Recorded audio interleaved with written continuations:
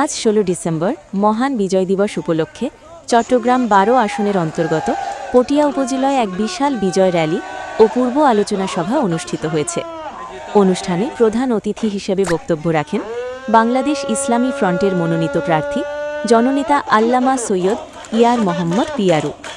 বক্তব্যে তিনি মহান মুক্তিযুদ্ধে আত্মদানকারী শহীদদের প্রতি গভীর শ্রদ্ধা ও কৃতজ্ঞতা প্রকাশ করেন এবং বলেন, লাখো শহীদের রক্তের বিনিময়ে অর্জিত এই বিজয় আমাদের জাতীয় জীবনে ন্যায় বিচার, আদর্শ ও ইসলামী মূল্যবোধ প্রতিষ্ঠার প্রেরণা যোগায়। তিনি বিজয়ের চেতনায় উজ্জীবিত হয়ে দেশ ও জাতির কল্যাণে ঐক্যবদ্ধভাবে কাজ করার আহ্বান জানান। আলোচনা সভার শেষে বর্ণাঢ্য বিজয় র্যালিটি পটিয়ার বিভিন্ন গুরুত্বপূর্ণ সড়ক প্রদক্ষিণ করে। র্যালিতে বাংলাদেশ ইসলামী ফ্রন্ট সহ সহযোগী সংগঠন যুবসেনা ও ছাত্রসেনার বিপুল সংখ্যক নেতাকর্মী ও সমর্থক অংশগ্রহণ করেন। জাতীয় পতাকা, ব্যানার ও বিজয় দিবসের স্লোগানে মুখরিত হয়ে ওঠে পুরো এলাকা। অনুষ্ঠানের আয়োজন করে বাংলাদেশ ইসলামী ফ্রন্ট, যুবসেনা ও ছাত্রসেনা, পটিয়া উপজেলা, চট্টগ্রাম।